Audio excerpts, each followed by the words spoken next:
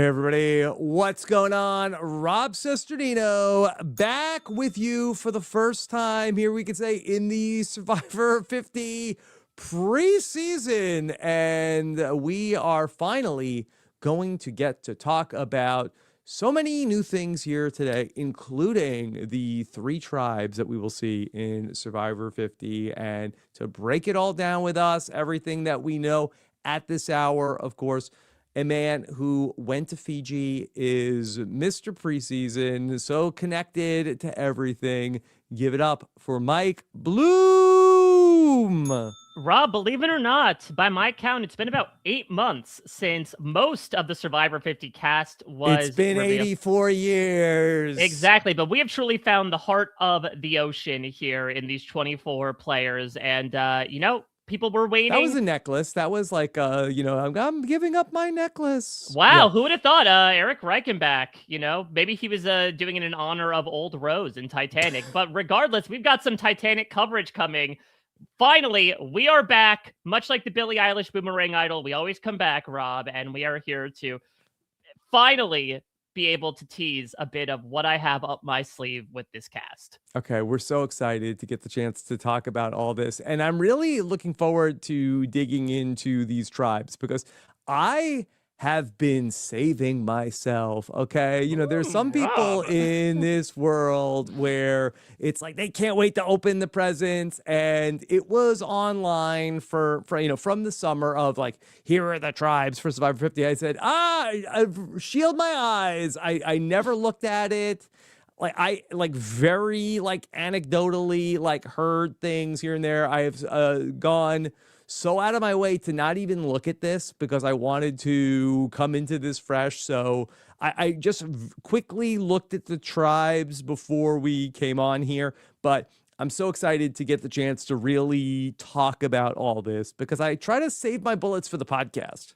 Yeah, and listen, you got plenty of ammunition here because we'll get into the 3 tribes of 8 people. We'll talk about, pre-existing relationships, be they good or bad. And I think we'll do a nice cross comparison here, Rob, because to tease a little bit of all the preseason interviews that I am doing, in each of my interviews, I have each person run down every single member of the cast. I play a game with them called Friend or Foe. So we'll be able to do a lot of cross comparison as to who is seeking out whom as either an ally or an enemy. Okay. Well, Mike, I know that you have so much planned. Do you want to just give us a little bit of the rundown of what should the Rob as a podcast listener expect here now that we are officially kicked off the Survivor 50 preseason? Well, luckily, unlike another CBS reality show, we should not expect the unexpected here because we are using a very similar cadence as if you checked out our coverage of especially 48 and 49 last year. We're pretty much copying and pasting the exact same rollout. So we are going to be releasing these preseason interviews tribe by tribe. We're going to be reviewing this group tribe by tribe. So get a bit of a sense as to how these interviews are going to be released. We'll be releasing them in alphabetical order by first name, 2 a day. Now, we are starting that, to quote a close ally of one of the people we'll be speaking about very soon, today. We are actually going to be starting this afternoon with our first 2 preseason interviews. But otherwise, every day you should expect 2 interviews to drop into your podcast feed in the morning in one big podcast form. And then the video versions will be available starting around 10 a.m. Eastern here on the YouTube channel. So we're going to do, because it's tribes of 8, we're going to go 2, 2, 2, 2. So 4 days of interviews. And then we take a break. You and I stop down and we do a bit of a recap. Rob, we get your thoughts about each of those 8 interviews. And again, this is when we do a bit of these cross comparisons and talk about, okay, based on what we heard, who do we think is going to vibe with whom? Who do we think is in trouble early on here? Even more, details to get into, given the fact that this is a returning player season and there's a lot of perceptions that are baked into that. So it's going to be basically 4 days on, 1 day off with a tribe preview, and then we'll rinse and repeat for the other 2 tribes. Yeah, I'm really looking forward to hearing all of these interviews. And now that the preseason stuff is coming out, I really do have a lot of FOMO because I really wanted to be there in Fiji. And I'm not talking about as a player at the point, I was contacted. It did not work out for me to go to Survivor 50, but then I did pivot to, hey, I'm going to go to Fiji and I'm going to do the press for Survivor 50. And that really, I felt like that would have been such a highlight in my career to go and do that. I've always wanted to do that. And the people at CBS were generous enough to give me that opportunity to go and do that. And then I had to very sheepishly say, hey, you know that thing that I begged you to let me do and you said yes, and like, I can't make it. I have a thing. You had to go see some sheep in Scotland. Right. The logistics of the Survivor 50 and the traders was very close. And there was a universe where I could have gone to Fiji and then even potentially like been home for a day or gone directly to Scotland to go do the traders. We call that like the Savannah Rizo method, basically. Yeah, I just I ran that past my wife, who tends to be like, I'm like, is this crazy? And she's like, what are you doing? Why are you doing this? So yeah. Yeah. I mean, I could definitely speak that. Obviously, having your presence out there would have been absolutely incredible, especially given some of your connections to both the old schoolers and new era here. That being said, I love these trips. It's one of my favorite things I get to do with this job. These things fry you. We will also get into it. Yeah. I came back with a considerable number of bumps and bruises from some of the stuff I was doing out there. I do not know. I've seen some video of you, Mike, from your trip to Fiji. Well, I was bumping more so than in hindsight. I guess like what could have gone worse in terms of like how the traders worked out. So, I mean, to be fair, we might have actually been heading back to the mainland at the same time, considering how everything timed out. Yeah.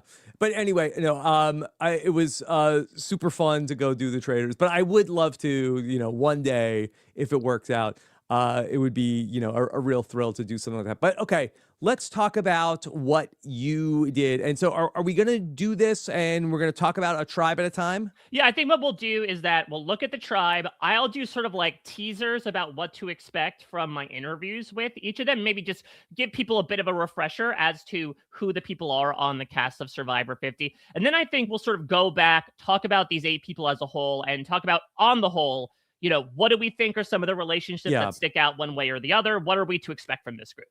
And these are going to be a lot of my first reactions to, we've talked about who was on the cast a million times. I think we're past all that. Who should be there? Who shouldn't be there? Who were the snubs? Now I think it's really talking about how do, at least, and I have not absorbed any of your work or any of the great Survivor press corps. There's going to be so many interviews that are out there. There was a lot of us out there, so check out all the great work everyone's doing. I have not absorbed any of that yet. This is just my first reactions to who's on what tribes and how is that all going to work. All right. Well, Rob, in honor of the glimmer that you present here, I think it makes sense that we start with our tribes here, with a tribe that I believe in Fijian means to shine, which makes sense. This is a group of absolute stars. So we are going to start with our orange tribe. So I guess even before we get into this, 3 tribes of 8. This was something that was certainly speculated, especially with the 24-person cast. This is something that we haven't seen as a Survivor fandom since the very first season of Australian Survivor. What do you think about this? Because obviously there are a lot of very understandable nitpicks about the 3-tribe format. We are expanding it out now to like basically the old school 8-person tribe sizes. Yeah, I really was surprised that that's what they ended up doing, because I remember there was that Friday night when it was that they had the cast got leaked of 24 names. And I think the actual cast got announced on a Wednesday morning, but it was like that Friday night where it was like, okay, this is it. This seems like very legit. These are the 24 people that's going to go. And it was 12 people from the old school and 12 people from the new school. And I thought, okay, it's going to be like old school versus new era. And that's going to be how the structure is going to be. And I kind of like that in terms of like old school versus new school, 12 versus 12, also Australian, like modern day Australian Survivor. And then it ended up being 3 tribes of 8, which I'm not mad at. I just kind of thought like, okay, well, you had this interesting delineation of like the old school versus the new era. And I felt like that felt kind of like a theme in terms of like, it kind of made sense why you took 12 people from the new era.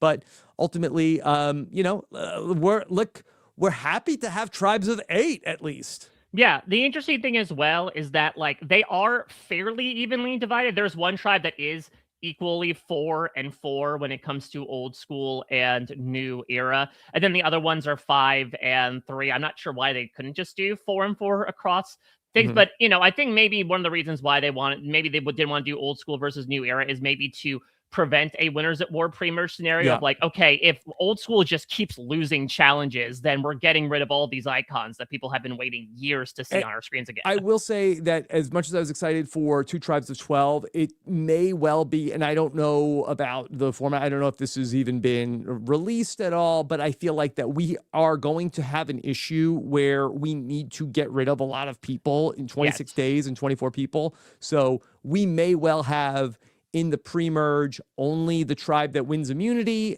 avoids going to tribal council, and we may be having a lot of episodes with 2 tribal councils. So having 3 tribes may be the solution to getting down from 24 people to a manageable group of people by the end of the game. And so I guess I can confirm, because it's been confirmed previously, that the 3-hour premiere that's happening on February 25th will be essentially 2 90-minute episodes. So it will be the first couple of boots. I can confirm I was out there for the first 3 days. I only saw 1 tribal council, but that might have been a way to be like, all right, everybody, let's get our feet wet again. And then they really start picking up the pace. There's also this idea that I've been floating out that maybe one of the reasons why in 49 we got to see this swap to 2 tribes for the first time is that they were like soft launching doing this again. And so we could easily see, like, for all we know, these tribes could hold for like 3 or 4 episodes. Yeah. And then they decide to swap to larger numbers. Okay. All right. So I'm sure we'll keep an eye out on the logistics all season long with how they're going to get down from 24 people down to 3. All right, well, let's get into this now. Let's not dull the shine of the preseason here as, again, we get back to the shiny tribe. So this is the Sela tribe. So again, we're going to go through this group of 8 in alphabetical order. They said, give us the wide shot. They'll give us the very, very wide master. Where yeah, they got to get that flag in there, Rob. It's wave it loud and proud. Is there any way to let me get my binoculars so I can see who? Mike, tell me who are these people? Well, the good news is that the photo. I think I could make out Cirie is in there. Listen, this is the ultimate eye test. That's exact. Who would have thought that the ophthalmologist. Let's get the 30,000 foot view of this tribe. Listen, who's to say we're not enhance? No Hans is on this season, Rob. Notably, no Hans is on this season. Who's to say we're not seeing the bigger picture here, quite literally, on Survivor 50? So, of course, we have to start with a man that you and I know very well, dear friend of RHAP, Dr. Christian Hubicki. Could we just very quickly could you just say the names of, especially for the people that will listen to the podcast, can you just say the names of the 8 people that are on this tribe, and then we'll talk about them one by one? Yeah, so we've got in going from left to right here, we have Joe Hunter, Savannah Louie, Christian Hubicki, Cirie Fields, Ozzy Lust, Emily Flippin, Rick Devins, and Jenna Lewis-Dougherty. Okay. And Mike, is it correct that they took the 3 winners from the show that are on the season, and the 3 winners are on different tribes? That's correct. They split them up. For the most part, they also split up the trios that are coming from the same season. Yeah. And again, not to spoil too much of what I got coming for you, but that is something that a lot of people very noticeably clocked and were able to ascertain that perhaps one of the 2 49ers was the winner from that season. Okay. Yeah, and this was an issue in Survivor All-Stars where they said, okay, well, try to spread out the winners. Let's try to, we got to break up Lex and Big Tom and Ethan. And, that's one of the reasons why you have 3 tribes also. Yeah, that's also a good point. They want to keep them relatively separated to not have too many pre-existing relationships inform too much of the early game. That said, we'll get into it because even looking at this group, there are certainly a couple that stick out. Okay. All right, let's go through some of the people one by one. All right, so let's start with Christian. I mean, getting to talk with Christian about all things Survivor was simply astounding. This is a man who spoke with me for over half an hour. And it's interesting because obviously Christian is an incredibly analytical, numbers-focused type of person. But this season, he is ready to commit, quote, narrative warfare. He feels like one of the reasons he went home in David versus Goliath was because Mike White was able to wield the pen as the sword and be like, this guy is the David turned Goliath. Let's take him out. And so he has a lot of different tactics as to how he's going to utilize people's previous Survivor stories to inform his own. Christian was incredibly open about a number of things, a number of his thoughts and behaviors in the preseason. But there is one thing he was keeping secret, Rob. It was something that was only made apparent to listeners and the Survivor public after he returned. That he was made apparent? That he was made apparent. Yeah, Christian went out to Survivor 50 with a 6-week-old child that I did not know about, and certainly nobody on the cast knew about going into the season. Mm-hmm. Yeah. So we'll see if he can get to the final tribal council and pull a full Jeremy Collins. I certainly asked him about it, so if you want to find out his answer, you may have to tune in very soon to find out that, as well as many other incredible answers. Yeah, do you want to tease at all that we have a Christian interview dropping imminently? Imminently. It is. You don't have to wait 5.5 hours, I suppose. Maybe you actually have to, depending on what time you're listening to this, to check it out. But yeah, Christian will be the first interview that you will be hearing on this podcast of my preseason interviews. Yes. He is father, and he is a father. Well, then let's talk about Mother, shall we? Let's talk. Mother is here also. Let's talk about Cirie Fields. She is back for a record-breaking 6th time or 5.5 time, depending on who you ask. Yeah. And it's interesting because something I will say overall about this cast that I was able to ascertain in talking with them. Listen, as you mentioned, a lot has been said about okay, interesting picks from kind of all across the eras of Survivor. If there is sort of a commonality that I can see across these 24 individuals, they are hungry to be there. Even someone like Cirie, where you're like, she has done basically everything except win. She's won the Traitors. She's played Big Brother. She was just on Australia versus the World. Why are we bringing her back? It's because, believe it or not, Cirie Fields does not believe that she is a legend of this game. And she will not until she wins a season of Survivor. Okay. I think she might. I think she knows. Cirie's she's incredibly savvy. Yeah, so, and obviously Cirie is the Madam Web of this cast. She is the most well-connected concerning the number of people that she is playing with. And so she has a lot of thoughts as to, who she's able to build bridges with versus those that she may be able to just leave in the past, in the present. Yeah. I am very excited to see Cirie here. I also believe that we're going to be hearing your interview with Cirie very soon also as well. She'll be the second, yeah. Yeah. I don't necessarily know if Cirie and Christian are going to be simpatico. I feel like that Christian is not the type of player that Cirie seems to enjoy working with. All right, well, let's talk about someone who might be a bit more simpatico with Christian, considering the number of times we have watched them play Blood on the Clock Tower together. Let's talk about financial analyst Emily Flippin. Yes. Okay. Well, in terms of looking at it from the perspective of Christian, I feel like that this is one in the win column. I think that Cirie, look no further than her interactions with Corey in Big Brother 25 to say, okay, we kind of get a sense of who she likes to work with, who she doesn't. But I think that Emily, she loved Drew Basile. She, I think, has played Blood on the Clock Tower many times with Christian. So I think this is a win for Christian. And Emily is looking for a big win here as well. Now, it's interesting because she swore up and down at the time she was booted she was never going to come back to Survivor. If you speak to any of her cast members, they said up and down she was never going to come back to Survivor. And Emily... Did she change her mind, or was it a long con? What do you think? It's the latter. At least that's what she told me. She basically said, I wasn't lying to you all as much as I was lying to myself, because believe it or not, Rob, this metamorphosis, this transformation... I love that. That's a good line. I'm going to say that. I wasn't lying to you. I was lying to myself. It's quite literally, it's not you, it's me. I was telling you the truth. It was myself that I was lying to. Well, the interesting part is that Emily... She's ready. Yeah, Emily has this magnificent metamorphosis, this transformation. She wasn't happy with it. she did not like the end result. She didn't like the final message that she gave off in her 45 arc, so she's here to continue it. Wait, so what was the last part of her message? I thought she had a good arc. She didn't like that? She did not like the idea that she, and we'll get into this a lot more from her own words tomorrow, that she felt like she was playing too passively towards the end, and that she essentially, ironically enough, feels like you don't have to dull your own shine to be a good Survivor player. Okay. So she tells it much better than I can. Regardless, I'm happy to see Emily back, considering all the great sound bites she's able to provide. Yeah. Okay. Oh, well, we're going to be excited to see Emily. As far as Emily and Cirie goes, I feel like that could go either way. I feel like that Emily, I think, is actually, like, from watching her on Blood on the Clock Tower, she's very good at being able to, like, whether it's real or whether it's feigned, like, act very excited. So I think that she could be like, oh my God, Cirie, you're here. And I think that Cirie may be warm to Emily.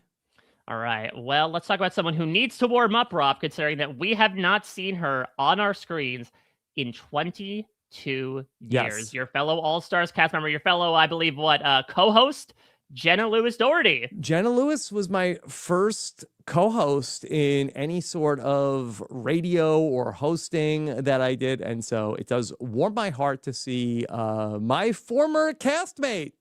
And she is shot out of a cannon when I Yes. talk with her. She only has one speed, Mike. That's exactly it. And even all this time later, Jenna has gone through a lot. She has gained new children. She has gained a new last name. But she is that same old Jenna that we fell in love with all the way back in Borneo. And she is, not afraid to shoot from the hip. She is someone who is coming in with sort of this old school perception, but definitely a new school mentality of like, listen, I'm going to get you to like me, and then I'm going to cut your throat when you're not looking. And no relation to Chris Daugherty? No, unfortunately, you dropped the A, put a U in instead. So, no, actually, I believe that's how Chris spelled his last name as well. I mean, that would be a wild twist, right? Of like, well, since that time, I found a man. I found the back door into Survivor 50. Chris from Lepevi tribe. Jenna Lewis is going to be fun to watch. I think that, like Emily, I think that she can also put it on that, like, oh my God, it's you. I'm so excited to see you. I'm so excited to see you. And then in confessional, like, I hate this person. This person sucks.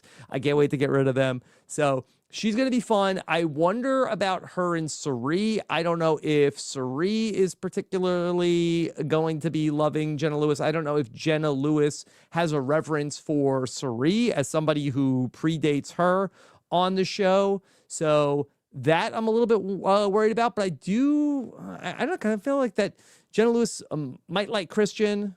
Yeah, I mean, I think she has some very interesting comments about Christian. You'll check that out in one of my parade interviews coming out today. But yeah, I think that the common trend that I pick up in terms of people's opinions on Jenna across the cast is that there's a lot of reverence for having someone from the very first season there. It was something that we wanted. And so it'll be really interesting to see how that perception weighs up to as we're talking about with Jenna's tactics proper, like really gaming hard from the beginning.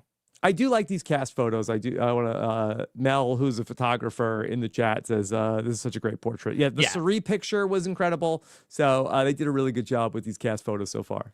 All right, well, let's move on from someone we haven't seen to quite a while to someone we just saw last year, Joe Hunter, who lives, I believe, in the same area as Jenna Lewis right now.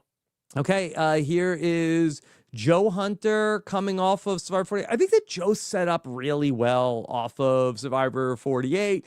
He was loyal. He was nice to Eva. He's going to be somebody who's not a schemer. He's going to be somebody who I think everybody's going to work with. He's good in the challenges. He has a big heart. So I really do feel like that Joe is set up particularly well. Joe doesn't seem to have a mean bone in his body. So I do feel like that everybody's going to kind of gravitate towards dad here. Yeah, this is something that I brought up in the player profiles that I did over the past couple weeks, that I do think of the 48 people coming back, Joe is probably the most well-positioned, not only from a strength perspective, but as you mentioned, the previous evidence about his game is I was really loyal to the people I promised my loyalty to, almost to a fault, and I lost because of that. That is incredibly marketable to anybody in the game.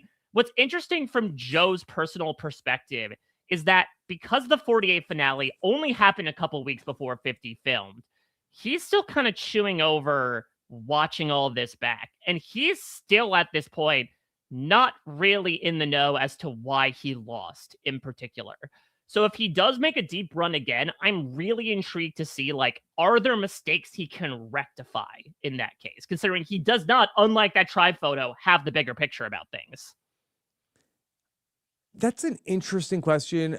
If I was going to like go back in time and give Joe like a pep talk, then say like, hey, like the reasons why you lost the game, you can't change. Yeah. You know, the things that you're you know, and that you didn't have necessarily the wrong idea, but you can't just go and just be a completely different person. You know, maybe you end up in a different group in the final three, but Joe's got to play the Joe game. Who do you think from the previous four we talked about Joe is going to get on with? I mean, I guess to your point, is it more so he's going to be copacetic with everybody? I kind of think so. I feel like that maybe, if anything, that maybe the person who may not like Joe of those four that we talked about might be Emily. I kind of feel like that Emily, we know that she famously like didn't want Bruce, the returning player, but I feel like if it's sort of like, okay, wait, hold on. This is apples and oranges. No, but I'm just saying, I think that like in terms of like Emily, I could see her being the one who's like, wait, hold on. Why is Joe automatically the leader of our group? Like, I just think that everybody else, I think, might be a little bit more content to sort of just go with the flow. And Emily might be the one who pushes back against, okay, Joe is sort of the alpha leader of our group. Well, let's go with the flow to this next person. And maybe this one might jockey up to being a leader alongside Joe. Let's talk about the 5th season for Ozzy. Yeah. Okay. This is going to be fun, I think, to have Ozzy back and Ozzy coming in. And what a like interesting photo for Ozzy here. Ozzy's rocking the mullet for his 5th season. Yeah. Yeah. And so he's close enough. Welcome back, Shambo. Yeah, Ozzy and Cirie is like, there's so much history there. Yeah. Going back to, in Micronesia, and then also in Game Changers, where it seemed like that they kind of buried the hatchet. So this is third time Ozzy's on the same starting tribe. Their third time playing together. So this is going to be fun. And I do believe in Survivor Game Changers. I think that was really JT who was leading the charge more, but I think that Cirie would have been out pre-merge in Game Changers had they been to a tribal council. So I think that this is going to be interesting to watch that relationship, but I feel like they're good now. So I think that Ozzy is going to be a natural ally for Cirie. And I think that they're sort of going to have each other's backs as people that know each other. So that's going to be very fun to watch. I think that the Ozzy and Christian relationship is super interesting here. Of that, does Christian give Ozzy any Cochran PTSD? I wonder about, does Emily and Ozzy, is that a fit there? Jenna Lewis, how does she feel about Ozzy? So like he is another like high variance player here. Yeah, and I think what is also throwing a variable into the equation is how much Ozzy has changed since the last time he played. Obviously, he has been open more about his sexuality in the time since. He has changed careers. He's now living in Mexico, where he, built his own like restaurant/music venue from the ground up. The first thing Ozzy the first thing Ozzy tells me in my interview is like, I say, "Oh, look, Jungle Boy's back for his 5th time," and he says, "I'm a jungle man now." Yes, thank you, Mike. So happy to see Ozzy's Survivor Bar Mitzvah take place over the course of season 50. He was on season 13. That's true. Exactly. Listen, he's a teenager no more. Maziel Top? Mozzie Top. Yes, but Ozzy is going to be very interesting. And how much does Ozzy sort of like cede the leadership to Joe? I think that Ozzy has, we saw in South Pacific, here's Ozzy positioned as the leader of his tribe. Doesn't go great. I think that Ozzy is actually a better wingman, where like, okay, Yule is like really seen as the person who's the leader, and Ozzy can sort of just do his own thing. All right. Well, let's talk about someone who very much did his own thing on the edge of extinction. Rick Devens is here. Dun, dun, dun, dun, dun. Rob, believe it or not, Rick Devens in a world would not have been on Survivor 50. Why? He was an alternate. Really? That's what he told me. So this is my belief, and I have no substantial evidence for this, but Rick says that when he got the call initially for Survivor 50, he was told that he was an alternate. My hunch is that originally it was going to be a 20-person cast, and then when they make the decision at the 11th hour to bring on Rizo and Savannah, Jeff told me this before, then they sort of decided to workshop the size of the cast, and so maybe then they decide, okay, Rick, burst through that wall, you're coming onto Survivor for your second shot. Even though I guess he technically had a second shot in Edge of Extinction. Yeah, okay. So this then leads to the question, who's the other female alternate? I don't know. They did not disclose that information to me. So Nancy Drews get at that. But it's interesting because Rick is now sort of, I wouldn't say walking to the game with like a carefree head, but I think he certainly feels like, I have a theory. I have a guess on the female alternate. Okay, perfect. But it's sort of like what we were talking about with the alternate situation with Jason and MC for 49, where it's like he kind of feels like he's playing with house money. Like, hey, 3 weeks ago I didn't think I was playing this game, so like I want to win, but let me have as much fun as I can while doing it. Just out of deductive reasoning. So okay, so if they brought in Savannah and Rizo, if this is all like on the level, if they brought in the two people from the new era, then you have to think that the other alternate is somebody who is also of the old era, like Rick. So I'm thinking a woman in the old era. I think maybe also from the Edge of Extinction. I think it's Aubrey. I think that, there are some rumors, right, as to like maybe Amanda Kimmel was going to be involved in this cast and Aubrey replaced her. So like I could see a world where that both Edge of Extinctioners, end up being in the purgatorial state of being an alternate. Aubrey was a name that was not in the rumor mill very much, like at all, until she was basically in the cast. Yeah. But regardless, they're here, feet in the sand. I will say Rick has, I think, been garnering the most opinions in the preseason, the way that he has been behaving. So it's very intriguing to not only hear Rick's thoughts, but to hear everyone else's thoughts on Rick. Yeah. I see in the chat, Reality C, the great Reality C says, who did Devens replace? I don't think that he replaced anybody. I think they just added the alternates to the cast. They went from 20 to 24. I think it was, I personally think it was more of a widening of like, well, Rick was going to be on call just in case something happens. Great.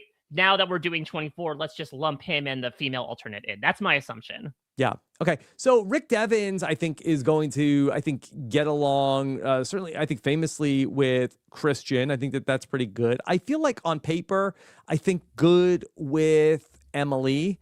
And I think that Rick is an easy guy to get along with, but I guess for some reason that people are having a lot of big feelings about Rick Devens.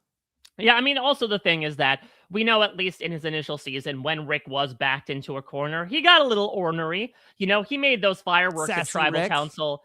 Yeah, exactly. He made those fireworks at Tribal Council, but it also, maybe metaphorically blew his fingers off in the process when it comes to the people that were left in the game. Yeah. Now, he is looking to quell that as much as he can. He's really trying to adapt that Tony season 40, like, sit on my hands at the beginning strategy, but you can only be you to a certain extent, Yeah, I'm just thinking of the other people. I feel like that Joe is going to get along pretty well with Rick.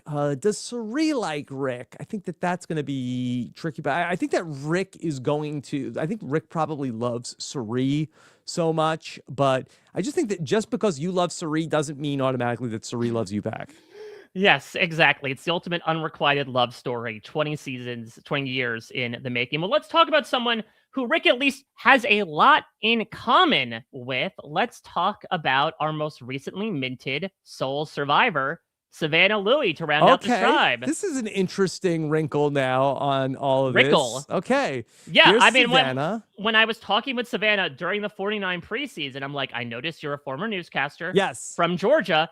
Have you met Rick Devens? And she said, no, but I have a lot of friends in common with him. Yes. Now they finally get the chance to meet. Well, she said in the Survivor 49 preseason, her dream was to meet Rick Devens. And listen, dreams can come true in so many ways, Rob. Yeah. So I think that Savannah is definitely going to be excited about Rick Devens. And so now I think that she's going to get along really well with, I think Emily is going to be a good match with Savannah. Like I found in Survivor 49, I felt like that Savannah did get along with a lot of the other like really like strong-willed, outspoken women who were going to play hard in the game. So I think that and there's a lot of those people here in Survivor 50 for Savannah to work with.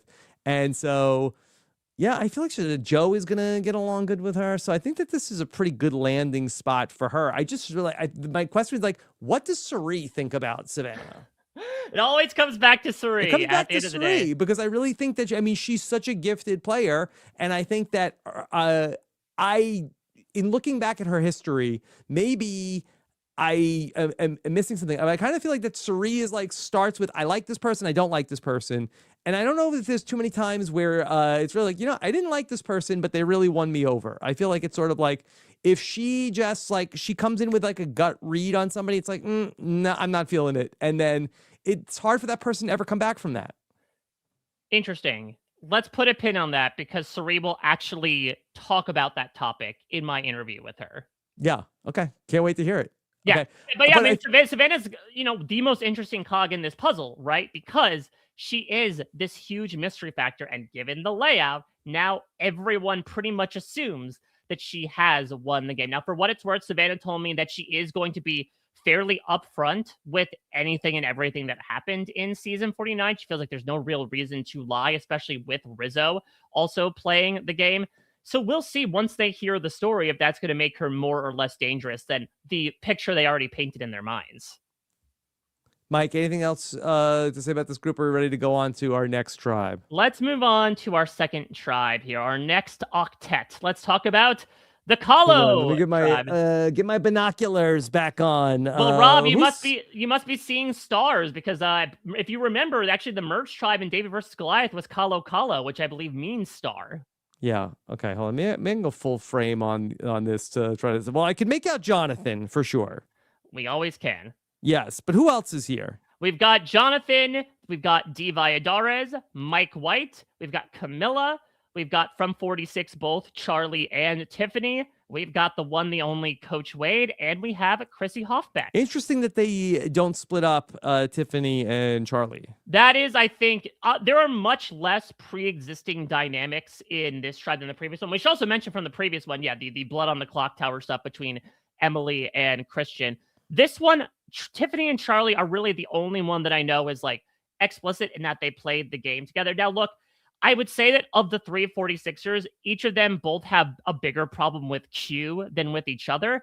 That being said, Charlie was part of the group that blindsided Tiffany, and Tiffany was part of the group that deprived Charlie of that win in that very close jury vote. Interesting. Okay, all right, let's go through them one by one. Okay, who's up first? Well, let's start with Charlie. Here. Let's start with him here. Okay.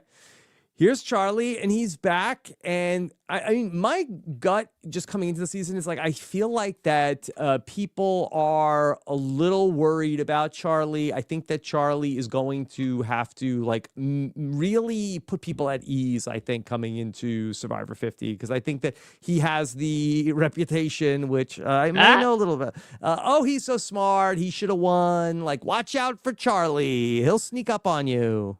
And let me also say up front here, and I'll say it again when we get to Charlie's interview in our podcast proper, we were not allowed to tell them any information about the world at the time, including Taylor Swift now owning all of her music. We were all chomping at the bit to do so, to get that soundbite, but we were restricted from doing so. So Charlie, unfortunately... Wait, so that happened like in the 5 days between when they left? It did, yeah. It was, I remember all the tweets at the time about like how Charlie. Yeah, I asked Donna Kelsey about that. She said she was happy. Oh, good. No idea. I found out I was today years old when I found out that happened. Well, Charlie, I think, is hopefully not going to be a secret traitor in the midst here. But yeah, I think the big thing about Charlie is the fact that, as you mentioned, the perception of him is like he quote unquote should have won in certain circles, right? That he is like one of the best players to not win in the new era. Now, the way Charlie feels, it's like, yeah, I have that, but I'm coming in with Cirie and Colby and Ozzy. Like, there's certainly other people that have that moniker as well. The question might be, is it more, what have you done for me lately? And none of them are on this tribe. That's also true. Well, actually, I don't know. There's not a podcast called Charlie Davis Should Have Won, or Charlie Davis was wrong. All right, well, you did mention Mike White. Yeah, exactly. Well, let's talk about the next person here. We go from another CH to another CH. Yeah, actually, we went to coach. Yeah, there's Okay. a C and an H. Sure. Well, I'm not sure. Yeah, Sam, maybe do a little bit of a fun little loosey-goosey with the alphabet, but that's for a very loosey-goosey man in Coach Wade, who, Rob, we're going to be getting a lot of in this Survivor 50, like, encore episode series. Yes. They released the lineup of previous episodes that are going to be airing in the lead up to Survivor 50, and 3 of them feature Coach. Yeah, it does really feel like, okay, we're going all in on Coach here, and I'm up for the ride. Why not? I mean, here's the thing about Coach is that he's another person that feels like he's coming into his 4th time, a very changed man. Coach has, since his time on South Pacific, gotten married. He's become a father. Rob, he's not even really a coach anymore. Oh, he's a former coach, or is it like once you're like president, you're always like president, this person? Yeah, I think the coach library is being dedicated as we speak. He's gone like full. I think Jimmy Johnson wasn't a coach when he played, and they still called him coach. That's true. He's gone full Mr. Holland's Opus here. He's a music teacher. He is a musician. We should talk about with Charlie. They have a mutual connection in Ben Katzman, of course, a very close ally of Charlie. Coach played on his album, but Coach Wade. But Coach feels like he is someone who is, for the self-appointed Christian man, very repentant about how things ended for him, of course, in South Pacific, something we will watch in this encore episode series where he ends up losing to the fact that he finally gets to the end, but kind of falls on his sword from this honor and loyalty perspective. And so he's coming in with sort of a new head about these things. He's a softer coach. He feels he has shed his skin. What's very interesting is the fact that so many people love Coach, but the coach they want to play with is the coach they know and love, the Dragon Slayer himself. Yeah, he was somebody also, and Dalton Ross wrote such a massive article for EW. It took me a couple of days to get through, but there was so many interesting thoughts about Coach, where Coach was just like doing the most at Ponderosa, and people were like, man, this is so fun. Yeah. It's like any other season, it's like, who is this jackass? And then they're like, this is going to be, we can't get rid of Coach. We need him. And so that's what's, again, is so interesting about these old schoolers playing with these new era players, which are casts that are largely filled with super duper fans, right? Which is like, and you sort of experienced this as well, I imagine, to a certain extent in All Stars, which is like, how much are you able to kind of pack away that fan aspect of your personality and be like, okay, I'm not just hanging out with Coach, I'm also competing against him for $1 million. Mm-hmm. Yeah. I think that Coach is somebody that they're going to want to keep around. I think that he would have to really just get under people's skin for them to want to get rid of him. All right, let's see. Because I think they feel like also, especially like this persona that he is embodying here, it's like, he's not bothering anybody. Like, is he gonna win? Yeah, and again, it's a little bit Joe coded, right? Of like, well, we saw even when he gets to the end, he's going to lose because of this philosophy he foists upon himself. Not maybe realizing the fact that Coach is coming in, having gone through that experience, that is looking to curb that. Yeah. Okay. And so is Coach going to love Charlie? Yes. I'm not necessarily that Coach is going to love Charlie. I think that Ben Katzman thing, like, I think there's a non-zero chance the two of them have hung out. Ben Katzman doing a lot of work there. Exactly. All right, let's move on to our next person here. Here's Chrissy. Here she is. We had to wait a little while to see Chrissy on this screen, much like we did on our screens in general. And I'm really happy for Chrissy where she ends up coming back. And I feel like in like Jeff's comments, she really seems to be being celebrated in a way that I do not recall Jeff talking about her like in the immediate aftermath of Survivor. Heroes versus healers versus hustlers. Everything coming out of that. Jeff talked about Ben. I think that Jeff coming into Survivor 40 said, that I believe that Jeff, like, and maybe somebody could find the quote, talked about that they asked Jeff who was on the Survivor Mount Rushmore. Yeah, with his talk with Detective Dean at Google. Yes, and they who's on the Mount Rushmore, and I think he said at that point, I think he said Rob, Parvati, Sandra, and maybe Ben. I think he said was on the Mount Rushmore. But it's like, Ben who? Let's talk about the robbed queen of HHH, Chrissy. I mean, is that some of that maybe informed by how Ben's time in Winners at War ended, perhaps? Winners at War, I think, had already filmed at that point. I guess that's true. But let's celebrate Chrissy here, much like Jeff does, because it has been a long time coming. I think after the controversy that happened at the end with Final Four fire making, and look, it's a little still up for debate as to like, would Chrissy have won if Final Four fire making didn't exist? But regardless, she is here. She has gone through a lot. Mhm. If you are not on the up and up, if you didn't Yes. listen to her interview with Kellen Bechtold, she had this massive cancer scare with these, Yes. huge surgeries. Can I say this and tell me if this is if we're ready for the hot takeoff? Okay. Chrissy, by getting screwed over at the Final Four, ultimately this was a win because I think that had they knocked out Ben, we'd be talking about Devin Pinto wins Survivor HHH, and she is not here on Survivor 50. But because of how the circumstances went in Survivor 35, her getting screwed over, this is not an advantage, they say. But turns out maybe it was. I mean, it's maybe shades of another old We'll schooler. see, they say. Another shades of a Colby, perhaps someone will talk about very soon, of like losing the battle, but maybe winning the war when it comes to longevity on the show. Yes. Okay. So here's Chrissy Hoffbeck, and how is she going to be received? I think that Charlie, listen, we know that maybe he's a little gun shy, but he likes to work with the mom in the tribe. Yeah, and so we know that Chrissy, of course, her closest ally was this younger, excitable strategist. Yes.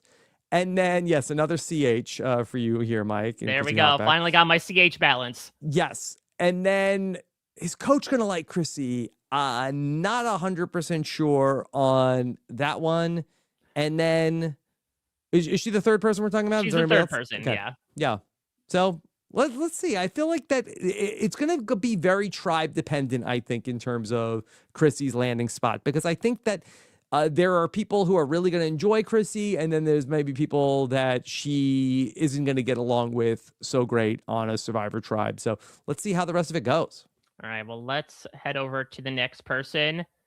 D. Valladares. Here is our second winner here, and it's a big one. You talk about reputation. Great picture, too. Yeah, really framed especially well. But D is not only coming off of the challenge, I believe she actually filmed it fairly recently when it came to Survivor 50, but also, Rob, you and I did that New Era winner ranking podcast a short time ago. We ranked her number one. The audience ranked her number one. She is seen as not only the best winner of the New Era, but arguably one of the best winners we have seen in a while on Survivor. Yeah, I'm glad we did that podcast because it was good to sort of get that. Okay, that's not a hot take to say that she is the most complete winner of the New Era, that she was, universally voted as the audience and then also by the panel. So I think that there was some debate between the other winners of the New Era, but I think that, by and large, she is considered to be the preeminent winner of the New Era. And here she is. I think she's going to hold a lot of sway in this game. I think that she has good relationships with people. Even though she is a big threat, I feel like that she is the type of person that players, I feel like, especially in the New Era, are like, you know what? I want to be with her more than I want to be against her. She gives me a little bit of that Sandra in Game Changers type of energy, where I feel like D, obviously, given, again, the $1 million check attached to her name, given the game we showed, if they go to Tribal Council early, I could see a world where they're like, okay, well, she's easy to pick off. Jenna Lewis isn't on this tribe, but let's embody her spirit and kick off D. But I do feel like D has this superpower to make people feel really good about her. It's the reason why she had multiple number ones in season 45. And so I do feel like if D gets a little bit of momentum under her, and she's able to sort of flex both physically and, interpersonally as well, she could make another deep run at this. And I don't think that she's going to hide in this game based off of how she was talking in that Dalton Ross article, talking about like, okay, this person is probably gone. This person's gone. Like, I think she's going to come in and really start to inflict her will on this season. And so I think if I was on this tribe, I would be one of the people lining up to get behind D and work with her. And I think to go against her, I think would be a massive mistake. I always get in line for D. Okay. So D with the other people, D and Chrissy, I think is going to be an interesting relationship. Now, D did have a great relationship with Mama J in Survivor 45, but Chrissy is not the typical like caretaker mom on. So like Chrissy's there to play her own game. Chrissy is not necessarily there to be anybody's mom on Survivor. No, which is maybe one of the reasons why she was perceived the way she does in Survivor Triple H, was because she was sort of seen as the de facto mom of the group. So yeah, I'd be interested to see how they work together. Dee also connected to Coach because I believe her and Coach were also both on Ben Katzman's album as well. So like, Ben Katzman might be the low-key unifier of the entire Kahlo majority here. Yes, he's not shredding. He's connecting. Exactly. Who would have thought the entire time he would be the 25th cast member? Also, Charlie and Dee have the On Fire alliance. Exactly. And listen, if they meet up with Rick Devens, that alliance could be on fire as well. Okay. So we'll see. When Dee left her office at On Fire, did she leave a note in the desk to Charlie as he took over? Yeah, I don't know what the succession plan was. Okay. All right. So let's see how Dee is set up here. Who else is here? Well, let's talk about another massive physical presence, not only in the new era, but in this cast in general. I guess we're going to Kamilla now. Okay. Yeah. Here's Kamilla. A physical presence of Kamilla. To be fair, she had that incredible come from behind challenge victory at the final 5.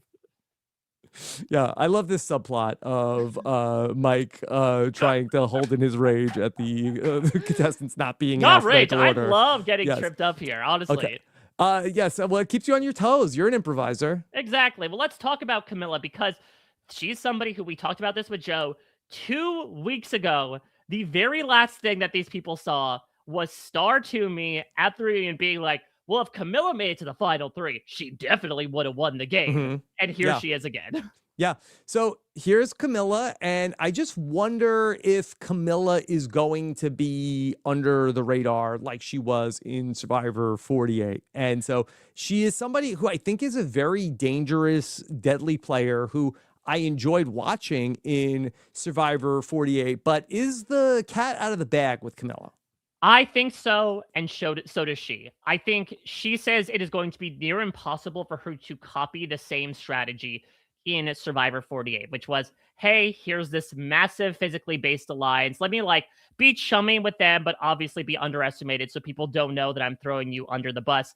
People now know what she's capable of, and also, perhaps most importantly, they know that 2 of her closest allies, including the person she ran the game alongside up until the final 4, is also on the season. Kamilla has flat out said if she knew that Kyle was going to be on Survivor 50, she would not have said yes. That's a lie. She's lying again. Is she lying to herself, Rob? Let me be real for a second. Kamilla is a liar. She lies to people. Go back, watch my interview with her after the Survivor 48. And I asked her, I was like, Kamilla, I feel like, and again, I have respected her game so much. And I said, Kamilla, I feel like you must have been doing so much behind the scenes. Like, well, I feel like there was so much of you that we didn't get to see. She's like, no, not really. I wasn't really doing it much. Yeah, maybe in retrospect, doing those interviews. She lies like a rug. These interviews were such a... Stop believing her. Believe women, but don't always believe Kamilla, okay? So then, do we believe when she says that she and Joe actually had a really tight relationship that she's glad didn't make the edit? Maybe. I mean, I think so. But do you think her and Kyle were every day like, oh my God, are you going to be on Survivor 50? Like, what are you going to do on Survivor 50? Dude, there's no chance that Kamilla was like, what? Kyle's here? What the hell? Why didn't they tell me Kyle was going to be here? Do you think it's not a Sandra and Boston Robin Winners at War scenario? I think she'd be pissed. Felt like again and again. So I respect it. I respect it, but also like we now have to say everything Kamilla says. Take it with a grain of salt because Kamilla will lie to the reporters. Well, regardless, she is salty, at least, about the fact that her game has sort of been outed here. And I think regardless of whether she's close to Kyle or not, people saw what they saw. And I think that is going to put her in a bit of danger. I still have some faith in her that she's going to be able to do it. I think that people are going to be like, all right, I'm watching out for Kamilla, but is she ever going to be the person where the group is like, all right, the person we have to get rid of tonight is Kamilla? Like, I think that it's sort of like, do people like, trust her? Like, I wonder, does she have to end up on a tribe with Kyle for them to say like, okay, now's the time to get rid of Kamilla? I mean, I guess there's also the thing that she was a very good puzzle person. You know, I'm not to go into the whole tribe strength of it all, but if they feel like they want to keep her in, though, this is also a pretty brainy tribe, I would say. It doesn't have, you know, they have Jonathan too, so it's not necessarily like that they are going to be like, oh, we're losing the challenges because of Kamilla. So I think that she'll actually be okay. I think that like the way that I'm looking at this tribe is like, what does D want? And so I don't think that D is going to necessarily be like, I think that D is going to be the new era people. I think she's going to want to keep them around more so than the old school people. She is also, much like Cirie, I think very well connected with people in the new era. In particular, she's consistently socializing, going to events with them. Yeah. So I think that if she gets in good with D, I think that there could be a home for Kamilla here. All right. I dare not say that Jonathan is next. I don't want to lean out on this cliff, but I might as well. There he is. There's the big boy. Yeah. All right. Here's Jonathan. And I think that Jonathan is going to be somebody to watch here in Survivor 50. I kind of feel like that going back to that idea of what is D thinking? You know, we saw this in Survivor 49 where D is close friends with Sophie Bellardi, and Sophie B was like, hey, you know what I need? A meat shield in Jake. And I do think that D might be looking at Jonathan like in that same way of, okay, he is somebody, why would we ever get rid of this guy?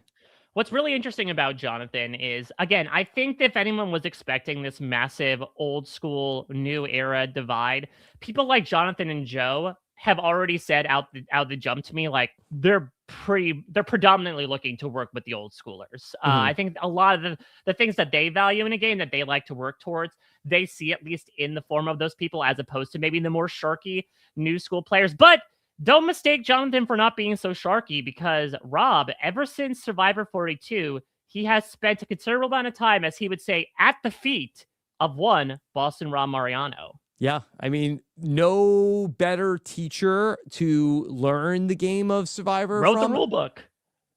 It's just the issue is that Boston Rob is just a generational talent, and it's not always that person like can Michael Jordan teach you basketball better than somebody who didn't make it as a pro but like is a professional teacher? Like I'm not sure, but he would be a great person to model your game after. It's just that it's very, I think it's, I hope this isn't coming across like the wrong way, that somebody who's so gifted and talented and just has such a knack for that, like it's hard to like Rob just does. He just is. Yeah. And so it like being around that. I mean, even speaking this, you're someone who got advice from Boston Rob himself before Traders. Yeah. And the things that Rob told me to do on the Traders are things like, well, yeah, sure, you can do that. You're Boston Rob. It doesn't necessarily work for me, but I do think that being around him and watching him, I think that if Jonathan is paying attention, I think you can absorb some of that.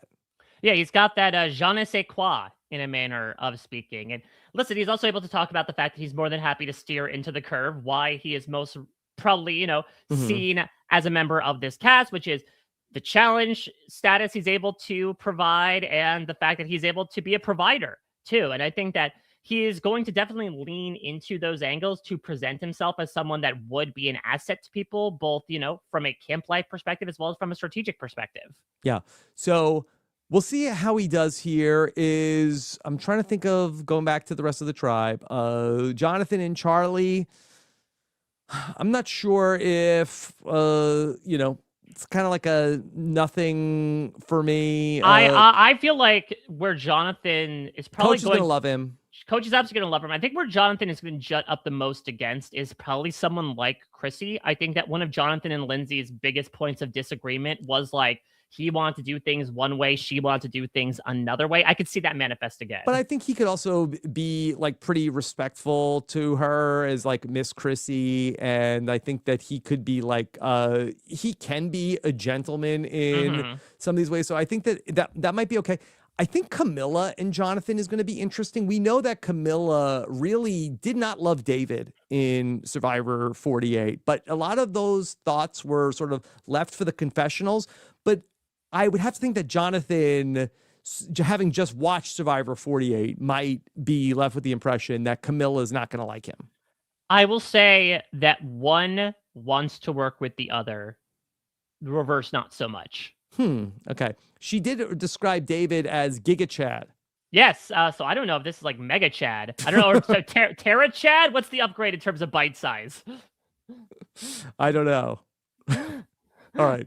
There's Jonathan. Okay. All right. Let's move on to arguably the biggest casting from this entire season, the Emmy winner himself. Yes. Who we're all a fan of. The highly acclaimed, incredible auteur, Mike White. And this came at the perfect time for Mike White. And might I add, what a great cast photo. Listen, this is eyes are open to the game as well as in this photograph. And I like the shirt. How about that too? Shirt's great. Lumberjack realness. We absolutely adore it. Yeah. Yeah, I think Mike has like a different look than last time. I feel like the last time he showed up, he had like on like what he had a t-shirt like a graphic tee. Why can't we all just get along? Was that what the graphic tee said? It was either why can't we be friends or why can't we all just get along? Yeah. So yeah, he's coming in with like certainly like a more like a tougher aesthetic here coming in to Survivor 40. And an interesting tribe. I'm trying to think in terms of like characters to bounce off of. I think that Mike White telling us what Coach is doing in the confessional is going to be TV gold. I mean, yeah, we know that Mike has sort of predicated a Survivor career, right, on kind of like working with the wackadoodles. And so I imagine these are the people that he would glom to. I mean, the thing about Mike at the end of the day is that as much as Mike has sort of been taken away from the show that has, arguably made his career in the White Lotus, he said this actually came at the perfect time because it was right after season 3 had filmed. And so it's like, all right, this is sort of like my break away from immersing myself in the filming there. He is a storyteller first and foremost. And so he talks a lot in my interview about the fact that he's like, listen, I need to make this a great season at the end of the day. And that's going to predicate who I work with and what decisions I make. Yeah. Okay. So yeah, he's really looking at it from the perspective of, how do I be iconic or make this season even better? And listen, we as the TV viewers appreciate it. Oh, 100%. And it's more so than the person's like, hey, I don't care if it's a good season. I want to win. I mean, what's interesting is that like that perspective kind of sunk his game in David versus Goliath, right? That the story he says is that at the final tribal council, he's like, don't vote for me. Don't vote for the Goliath. How would that story be received? So I hope. And in hindsight, did he have his finger on the pulse of what we were going to want? Listen, there's a lot of things he couldn't have predicted between 2017 and now. Yeah. Okay. So Mike is going to be coming here. Who does he want to work with? So does that mean he's going to want to get rid of the snoozers? Is that what he's looking to do? Yeah, I mean, that'd be really interesting if he's like, listen, it's in the hands of the fans. I'm a fan now. Let's get rid of the people who don't deserve to be here. Yeah, who's being boring?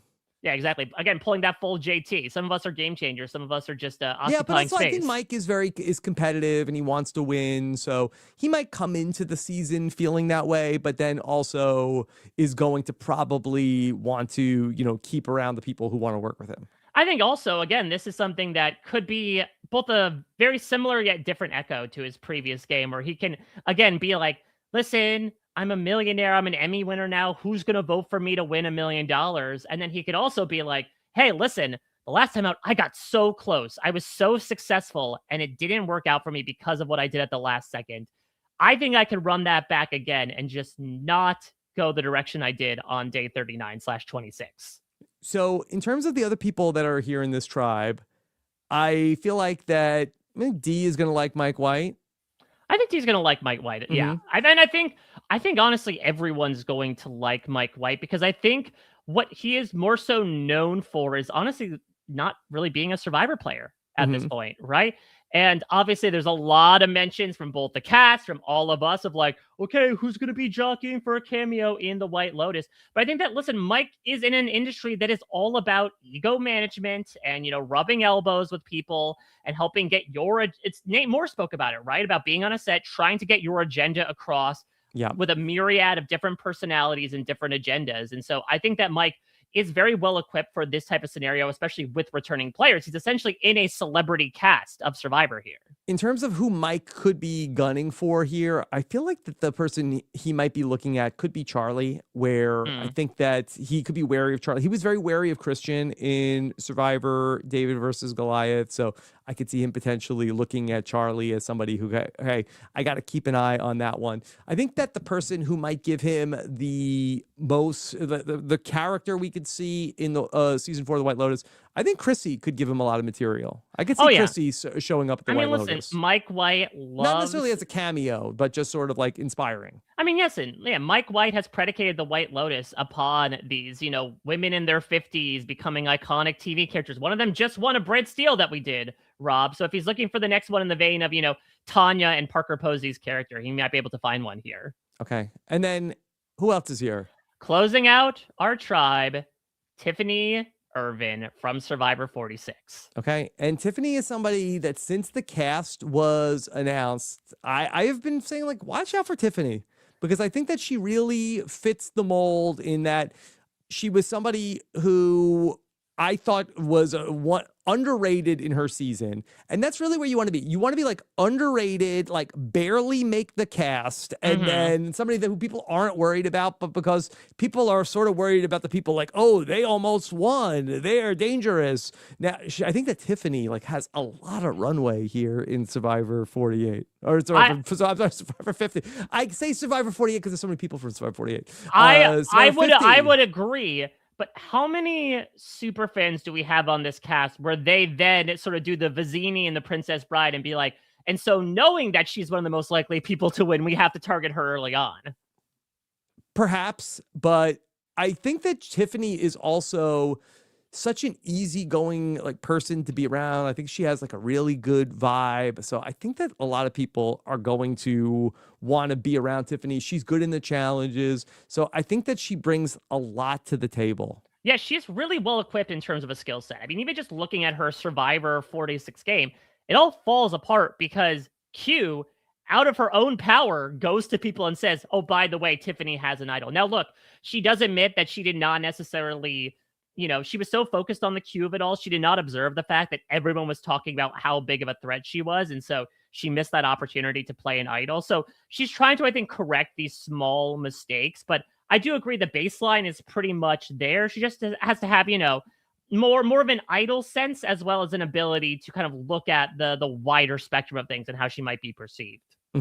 So I don't think she has any bad relationships. I don't think that Charlie is going to be trying to target her. I think that Charlie is going to be looking for friends in Tiffany. So I feel pretty good about that. I think. But if they become number one allies, it's only a matter of time before they turn on each other, right? In the vein of Survivor 46. Yeah.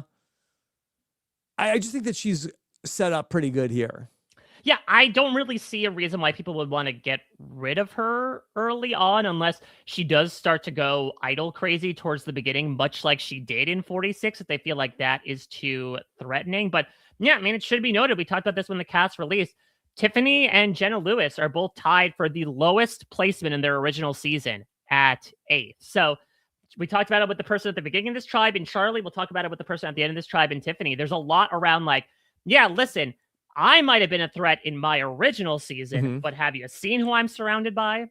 And she also has the benefit of that she played with Q, but it's not like, oh, we can't let Tiffany get back with Q. So I think that people look at her and Charlie as like sort of like, okay, there's not really yet. They know each other, but they're not really allies. So I think that ultimately, I don't think Q is going to be like going out of his way to get rid of Tiffany. I think that they probably have a better relationship than we think. Like I probably would think I can confirm that they've as I think what I think it was Alyssa Edwards that said like they buried the hatchet. Right. To me, Tiffany and Q are like Sarah and Tony coming back, where that Good comparison, yeah. in they were allies, but then they broke up. But then I'm sure like since then, I bet they're actually like very close. And so I think that people are probably sleeping on a Tiffany and Q alliance. All right, well, let's wake up, Rob, and go to our third and final tribe. This is a tribe that I think a lot of people have been talking about. They're scouting out as a potential disaster. Hold on, let me get my telescope out to see this tribe. There we go. Get out. Yeah, make sure you focus that lens. Wipe the poop off of that telescope lens as we are talking about the pink tribe, the Vatu tribe. The Vatu tribe. Okay, let me try to let's see if we can get a little closer here. Okay, I see. Who's here? Genevieve is there. Yeah, so we've got Colby Donaldson, we've got Genevieve Mushaluk, we've got the Riz God, a recent standout from Survivor 49. We've got yes, I remember. We've got if you're forgetting, we got Angelina Keeley, we've got the aforementioned Q Burdett, Stephenie LaGrossa Kendrick. We've got not our most recently minted, but I guess a very recent winner in Kyle Frazier and Aubrey Bracco. Okay, all right, this is fun. I mean, what's very interesting is that this is something that I was informed with when I was out there. Colby was Rizo's age when he started his Survivor career. Mm-hmm. That goes to show a lot about the age range of this cast. Right. Okay. Let's talk about this. Okay. All right. All right. Let's start with the highly anticipated return of Angelina Keeley to our screen. Angelina, yes, she is back and ready to go. The highly anticipated return, and so very excited for Angelina. And so I think that so many people have like ideas about what Angelina's return is going to be like. Mike, could you tease anything in terms of what your conversations with Angelina were like? Well, first off, it was fantastic. Of course, Angelina providing many a soundbite, but she professes, Rob, that she is now a self-aware queen. Yes, we love it. She understands the delightfulness that we got out of the Delulu stuff that happened in previous season. Though now she can say, right, like, well, the rice negotiation might have happened because of me. But she feels like a bit of a better head in the game. Since her time on Survivor, she has founded a nonprofit. She started a small business. She started a family as well. But that certainly does not stop her from having this, as Mike said, right? She's very much like Tracy Flick in Election. She has this very adamant persona that is going to strive to get a certain outcome no matter what. And even if it's going to take a little bit of a softer approach, that is not going to change for Survivor 50. Yeah. All right. Well, let's see who else is here with Angelina. All right. Joining Angelina is, I would say maybe... Besides, you talked about, Tiffany showing up, Mike showing up, but I would say the biggest surprise of the Survivor 50 cast, to the point where you might be speculating that she wasn't on the cast to begin with. For time number 4, Aubrey Bracco. Okay. Yeah, this was a big surprise because we did not hear from Aubrey. And we did a Talking with T-Bird with Aubrey not that long ago, maybe like a year or two ago. And I think we even talked about Survivor 50. And I feel like that she was much more in like the, I'd never say never, but she's a parent, I just felt like that it was not a desire for her to really want to do it, especially after I did an interview with her after the third time she played, where I kind of felt like that coming out of that, I felt like that she was really in the never again camp. So it is surprising to see her back here for the 4th time, but she gave us so many fun Survivor moments over the years. Let's see what she has in the tank. So all of that you just said is very true. Aubrey, remembered, played 32. The next year, played 34, and only a couple years later, played Edge of Extinction. After that season, that was the first time Aubrey had time to actually, breathe outside of Aubrey, the Survivor player. And so she spent a considerable amount of time away. She also became a business owner. She also started a family. And Rob, believe it or not, she actually cites your Talking with T-Bird interview as something that helped kindle the flame a little bit. Really? Wow. Yeah. Okay. Yeah, she said like, okay, well, now that I thought about it a bit more, maybe this is something that if I get the call, I would want to do. But yes, something that should be mentioned is like, yes, she was purple in Game Changers. Yes, she had a crash out in Survivor Edge of Extinction. Yeah. But we kind of forget Aubrey's power player status in Go Wrong to the point where at the time people were calling her one of the most RHAP finalists of all time. Yeah. Okay. Well, that is good to know that, okay, it's not like I'm not remembering things wrong. No. Okay. Again, she was lying to herself. And I think it's yes, I love that. It also makes her realize, I think, like, she feels like, we'll talk about this with the Colby interview as well. I think she feels like for the first time in her Survivor career, she sort of is like back in that state of excitement that she was during Go Wrong of like, okay, I love this game. Let me make sure I play to fully embrace that love again. I don't like the way things ended. Let me rewrite the ending. Okay. All right. Well, that's fun. Yeah. I like that. Because then again, if we're seeing more of that Go Wrong, sneak of Game Changers, eggs, dancing, quirky Aubrey, like that's the Aubrey we know and love. Yeah.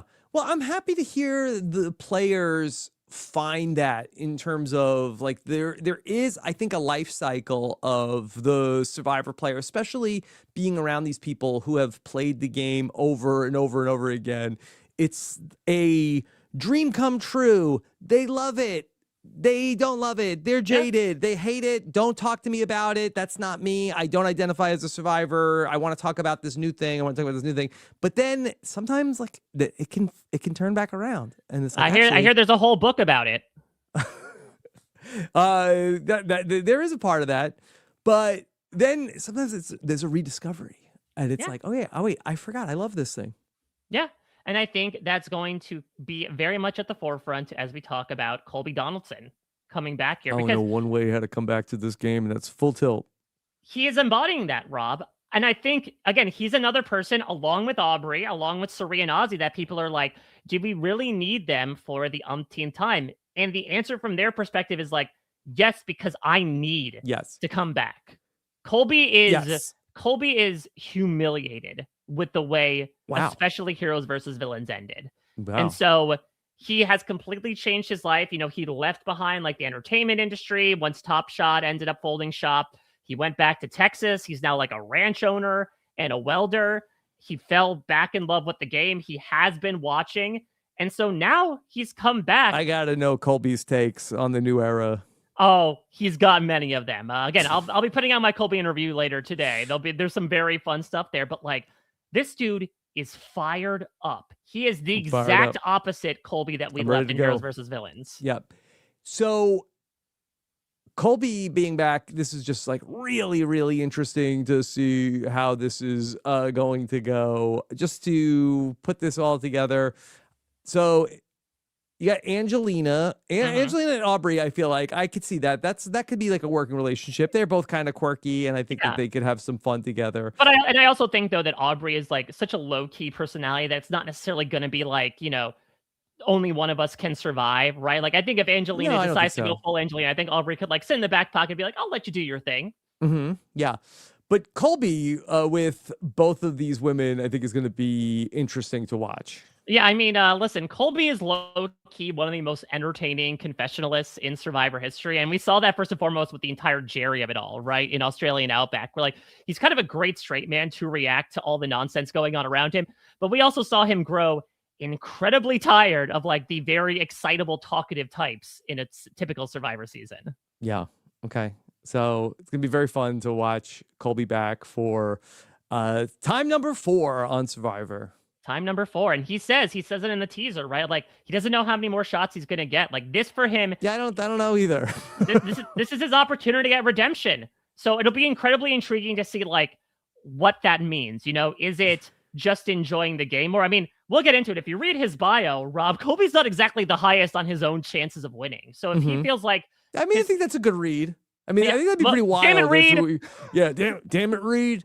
It would be pretty wild if we're sitting there in May watching Colby crown the winner of Survivor 50. So it's almost a little Survivor Winners at War adjacent, right? Of like, if he has a secondary motivation, which is more so like, I want to end my story on my own terms, that is going to be really interesting and corollary to everyone else trying to go for the million. I mean, I love that. I mean, I think that there's such a like richness to some of these characters that are here. And that had always been my complaint with the cast. Like, I don't mind seeing Colby a fourth time because there's so much lore around Colby. And I'm really much more interested in exploring that. Whereas I kind of feel like that all these other like second chance people, like, I just feel like that could have been its own season. Like, that didn't need to be Survivor 50, but you know, it's too late for that. That ship has sailed, Robbie Bobby. Okay.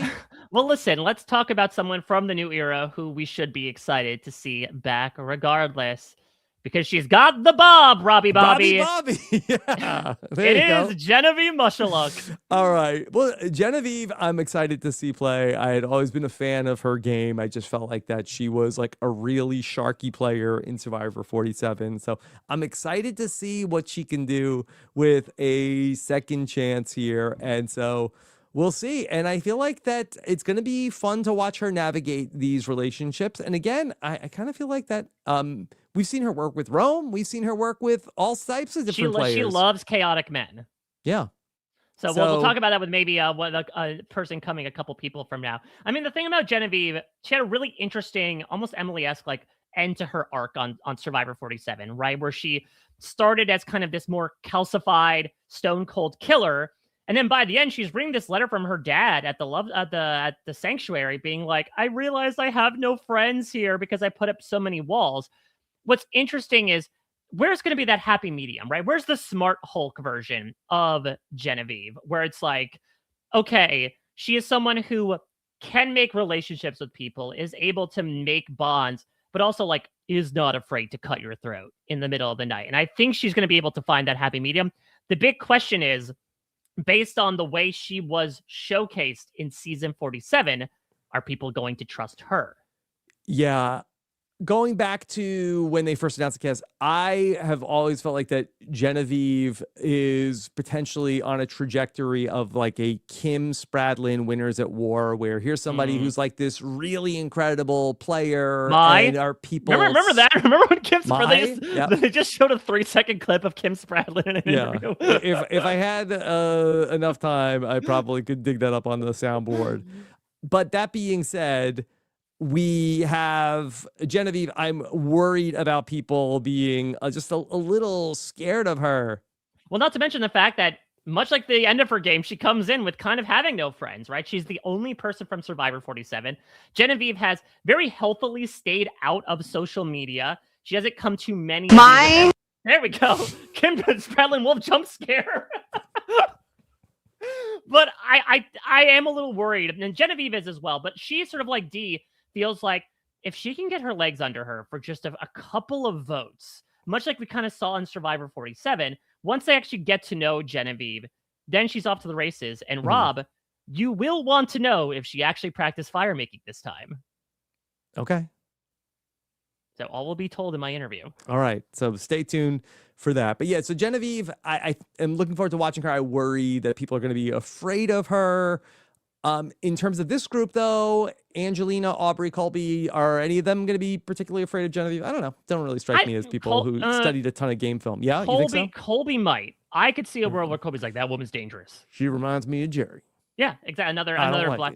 I mean, listen, Parvati, she got Parvati comparison. Savannah got Parvati comparison. So this might be the battle of, Parvati facsimiles there. But I could see her and Angelina really get along. People compare Genevieve to Parvati. Yeah, she has a very similar cadence to her voice, Rob. We talked about this when her interview came out. Voice-wise, I guess so. There was also a moment I remember a clip went viral in your interview with her when you're like, okay, did you really not practice fire making, instead play Baldur's Gate 3? And she's like, no, I was telling the truth. Or am I? I don't know. Like, that felt very Parvati coded to me. Mm-hmm. Yeah, but just play style, I don't feel like that her and Parvati are too similar. Not necessarily. Well, let's go someone who's similar to Genevieve, at least in occupation. Let's go to our fellow lawyer here in Kyle. Kyle Frazier, and here he is. And it's going to be interesting to see how things go for Kyle. But I do feel like that Kyle is incredibly well-liked. I don't think that anybody has ever said a negative word about Kyle. No, I mean, that's the reason why Kyle was able to do as well as he did. As he professes himself to be, he's the best average guy you'll ever meet. He's a very just likable. He's better than average. I mean, I think, yeah, you have the $1 million check to show for it at this point. But I think that, he's a very likable, down-to-earth person, which was able to mask the fact that he was able to get away with doing so many things behind the scenes, right? Because he had such a tight relationship with Joe, he was able to be like, all right, I'm just going to subtly nudge Joe in the direction towards David, towards Shaheen. Now, I guess the question, maybe to a lesser extent than Kamilla, but still one that's prevalent, is like, can Kyle get away with that play style again? Yeah, just the nice guy. I think you're worried about, does he link back up with Kamilla? But I'd say that for Genevieve, I feel like that this is a good ally for her, because I feel like that Genevieve isn't going to be scared of Kyle. I think that she liked to work with the strong players in her season, like a Sam. That was a team up that was pretty good for her up until. And she did say in my exit interview with her for 47 that the first thing she'll do if she ever comes back is find a Sam Phelan on the island. Yeah. So I think that that's going to be. He's going to be looking for people to want to work with him. So, yeah, I think that Kyle is also going to be a asset in the challenges where, unlike, Savannah and Dee both won a lot of immunities. So, in terms of like, let's get rid of a winner who's not going to be pulling their weight in the challenges. I mean, he's definitely going to be able to do that. So I think that he's going to be set up okay here for a winner coming back with only 3 winners. I think for a while. I mean, I think he could also, like the other 2 winners, be used very easily as a shield. But like Colby played on a season where they crowned a 2-time winner over Russell Hantz for the first time, right? Like, I think that people will certainly see, because we've seen it now 3 times in the past, someone get that crown for a second time, despite the reputation they had previously. So I think if Kyle does make it to the merge, it could be like a when, not if, he decides he's eventually picked off. Yeah. Okay. Let's go to. Okay, here we go. Oh, Q. My guy. Here he is back once again. Not casting him with B, for lack of a better term, a big mistake. Yeah. I'm so excited that Q is going to be on television, and I'm so excited that he's going to be bringing so much. I don't know who I said this to. When the commercials were on. Maybe I just said it to Nicole. I said that, listen, Q's going to play 5 or 6 times before this is all over. And I'm just excited that he is just everything you want in a Survivor. He's this larger than life figure. And I'm so glad that he is back here to play in Survivor 50. You can quibble with, I think, any of the other 11 new era casting choices. This, to me, was always the lock that you had to have on Survivor 50. Yeah, I mean, he is one of the from the new era.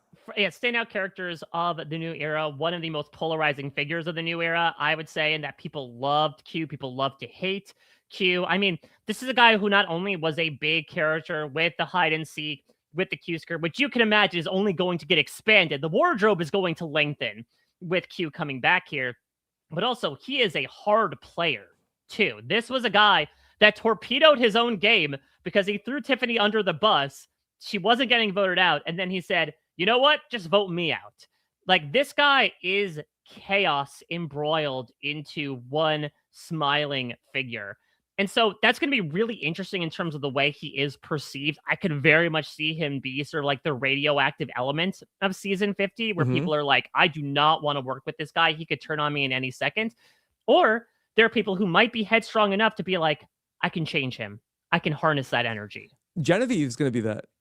Genevieve could easily be that, because Angelina might be able to be that as well, I could see. Yeah. Colby, I feel like, is not going to love Q. I feel like Colby is like, wait, hold on. We had a plan. What happened? Guys, we had a vote set. Now Q changes everything. Now, for what it's worth, Q does point out, and should be noted, that like up until that hide and seek episode, which we will watch in a few weeks on CBS proper, he was in a very good spot. You know, he was seemingly in control of that winnowing Yano group. He had this strong six. The six. People seemed to like him. He seemed well connected. So if he could channel that energy in the initial stages of the game, again, if he can pull that Tony and Winners at War and be like, I'm just going to sit on my hands, be, you know, the strong, loyal guy in this tribe, try to keep my head down, keep the antics to a minimum, that could certainly help him. Yeah. It's just a matter of when, not if, that ripcord gets loose and the mask comes off. And I think they did Aubrey dirty by putting Q on the tribe with Aubrey. Yeah, we had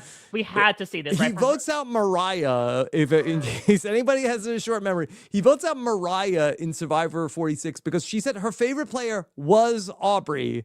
And now Aubrey comes back. And she's like, you know what? I'll dust off my Survivor stuff. Okay, fine. You got me. I'll come back. And it's like, hey, let's put Aubrey on the tribe with Q, who hates Aubrey types. Yeah, I mean, listen, nice. I will tease a little bit.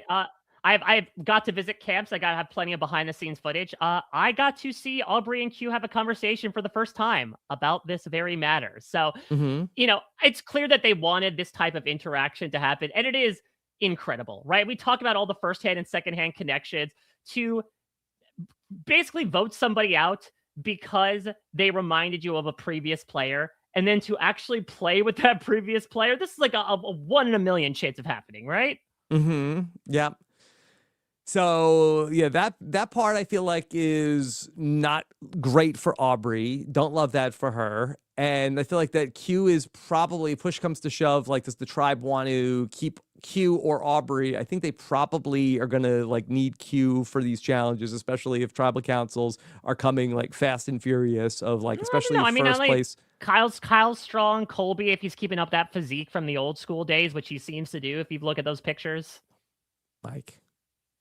Come on, what are you, Kamilla? Don't try to sell me some fake To be fair, Q's tribe, despite all that physicality, won very few challenges. That is true. That is true. But Q looks stronger. Oh, yeah. I'm sure this guy got jacked in the process. Yeah. So I remember we did the deep dive with Q for Survivor 46, and he said that he's like, I'm already training for Survivor 50.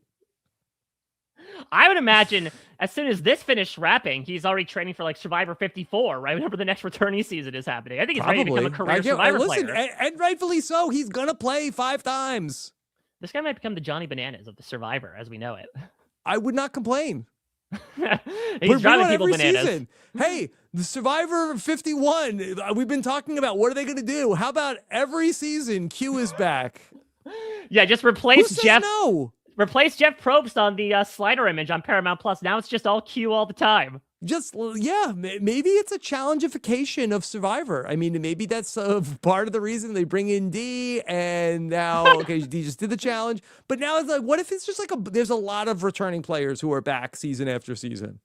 Yeah, I mean, that could be the case. You talked about this, I think, on your Tree Mail episode, right? About like, okay, if this is the winners at War, are we following the mold of the 20s of Survivor, which was so returnee heavy? Does Survivor feel like there were so many people that were left on the cutting room floor in terms of casting? Let's bring them in certain ways. Or we could just keep going back to the Q of it all. Survivor 51, Q&A, Survivor Q versus Aubrey. Yeah. No. Q&A. It's Q versus Aubrey. It's a tribe of all Q types led by Q, and a tribe of all Aubrey types led by Aubrey. That's literally brains versus brawn. But Q versus A, like, this is great. That's gonna work. Let's workshop this. This is listen, I guarantee this is better than anything they've got for Survivor 51. Taking notes, people. Take it to the bank. Oops, all Q. I'm here for it. All right. Well, all Q would be, I mean, like all Q types. The ultimate test of too much of a good thing. Okay. All right. Let's move on here. 2 more people to talk about, but we've got to go from Q to the Riz God himself, coming out of the brush because he basically lived here. He only had 10 days off essentially between his last season and this one. It is Rizo Velovic, the Riz God. I've been very complimentary of the photos to this point. I feel like the Rizo photo, I'm not sure like what was going on here. It's like he's posing for the jacket It's cover of Lord like, of the Rings. was he walking when they got it? I mean, it's interesting, actually. The photos overall, I feel like they usually go for a very beachy vibe with the Fiji photos. By and large, all of these are in the brush. These are all in the jungle, so a very different aesthetic here. Like, Rizo, can we get a picture with you? Rizo. It's like a paparazzi. It's actually very fitting considering that this guy would probably try to hide behind the metaphoric foliage, but he's wearing this big red shirt because the only impression that people have of this man was the Survivor 49 trailer. Remember, they had not seen Survivor 49, so the only impression they have of him is, I'm the man, the myth, the legend, Rizgod, Riz God, baby. Yes. So I think he is in maybe one of the tougher spots of anybody who's here in Survivor 50 because he's an unknown. And especially to be on a tribe here with Colby, who is like the one person who is going to be like burned by the ghost of Russell Hantz. And so Russell is not on the cast of season 50, but the idea of Russell, I think, is alive. And I think that to be on a tribe with the Kolbster is like, hey, we had this guy and we didn't know who he was. And boy, that was a mistake. We trust him. I mentioned Rizzle Hands. I mentioned Rizzle Hands before. It could really manifest here in more ways than one. So I think that he is in a bit of trouble coming in. Well, it's also going to be kind of the reverse journey that we saw in 49, where in 49, again, that Rizgod persona was specifically for the confessional until his torch was snuffed. Otherwise, he was just this, amiable, younger guy, excitable super fan. Yeah, he'll, be bloviating with his idol, but, this down-to-earth personality. Mm-hmm. Now, he has to kind of get people to that level, right? Because now everyone's like, the freaking Riz God is playing Survivor. What the hell is that? Yeah, but he could steer into it. Like, I think it can be endearing. I mean, we saw that he had a really, really strong social game in Survivor 50 where people seem to really enjoy his we started to hear like from the jury, like, we didn't love everything he was doing, but like on all the tribes that he was on, people seem to enjoy being around him. So I think if he can play into that, I think that he could be like a good foil for Q, where like I think that he could. Oh my God, yeah, the two of them interacting together, like Rizo is very much going to enable all of Q's shenanigans. Mm-hmm. Yeah. So will Rizo be able to endear himself to Q? I'm not sure, but I think it's possible. Oh, I think the other thing that Rizo can be able to play up, right, is like, hey, I'm the young, excitable superfan. I grew up watching these legends, and now I get to play alongside them. I've been talking about this all the time. It's very much in the vein of like Adam Klein in Winners at War, Zeke in Game Changers, arguably yourself to a certain extent in All Stars. I think if he is able to play, I think if he's able to play that up, I think if he's able to honor that reverence that we were speaking about, that actually could help with the Colby type. I think there is a part of Colby that's like, I'm going to teach you the ways of Survivor, how it used to be, young Rizgod.